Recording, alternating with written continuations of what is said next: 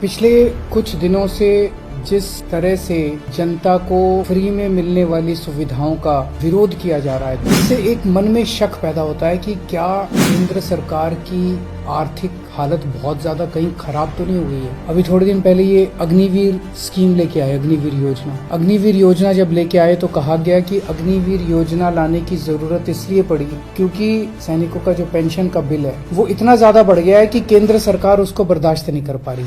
आजादी के बाद से आज तक पहली बार ऐसा हुआ है कि कोई केंद्र सरकार ये कह रही है कि हमारे से सैनिकों की पेंशन का बिल बर्दाश्त नहीं कर किया जाए। सैनिकों को पेंशन देके हम एहसान नहीं करते, सैनिक हमारे ऊपर एहसान करते हैं जब वो बॉर्डर के ऊपर अपनी जान दांव पे लगाते हैं। 8वां वेतन आयोग केंद्र सरकार ने कहा है कि अब हम 8वां वेतन आयोग नहीं बनाएंगे। 8वां वेतन आयोग क्यों नहीं बनाएंगे? कह रहे हैं कि हमारे पास पैसा नहीं है, पैसे की कमी है। केंद्र सरकार के पास अपने केंद्र के कर्मचारियों का वेतन बढ़ाने के लिए भी पैसा नहीं बचा। मनरेगा केंद्र सरकार कह रही है हमारे पास वो पैसा भी नहीं है देने के लिए। केंद्र सरकार जितना टैक्स इकट्ठा करती है देश भर से, उसमें से एक हिस्सा राज्यों को देती है। अभी तक ये था कि 42% उस टैक्स का हिस्सा राज्यों को देना होता। पिछले कुछ वर्षों में ये भी घटा के 29-30% कर दिया गया है। कह रहे हैं पैसा नहीं। आजादी के बाद से आज तक 75 साल मना रहे हैं हम आजादी के।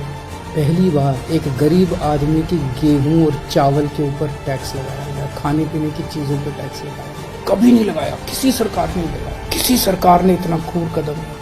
ऐसी क्या हालत हो गई केंद्र सरकार की कि गरीब से गरीब आदमी की खाने के ऊपर टैक्स लगाने की नौबत आ गई, जो आज तक 75 साल में कभी नहीं हुआ था। और अब कह रहे हैं कि सारी जितनी सुविधाएं जनता को फ्री में मिलती हैं वो बंद होनी चाहिए। सारे सरकारी स्कूल या तो बंद किए जाएं और या सारे सरकारी स्कूलों में बच्चों से फीस ली जाए, ऐसा कह रहे हैं। आप सोच के देखो, अगर सरकारी स्कूलों में फीस लगने लग गई तो बच्चों को तो कोई नहीं पढ़ा पाएगा। आधे से ज्यादा बच्चे इस देश के अनपढ़ रह जाएंगे। देश आगे कैसे बढ़ेगा? कह रहे हैं कि सारे सरकारी अस्पतालों के अंदर अब पैसे लगने चाहिए। सरकारी अस्पतालों में जो फ्री का इलाज होता है वो बंद होना चाहिए। गरीब आदमी के पास इलाज कराने के पैसे नहीं है, वो कहाँ से लाएगा पैसे इलाज कराने के लिए? और जिसके पास पैसे नहीं है उसका इलाज नहीं होगा, मर जाएंगे गरीब लोग इस देश। और अब ये कह रहे हैं कि राशन भी फ्री का राशन भी बंद होगा, फ्री नहीं होना चाहिए। प्रश्न उठता है ये सारा पैसा केंद्र सरकार का गया कहाँ? इन्होंने अपने दोस्तों के, इन्होंने बहुत सुपर रिच लोगों के, अरबपति लोग हैं, ऐसे ऐसे लोगों के इन्होंने 10 लाख करोड़ रुपए के कर्जे माफ कर दिए।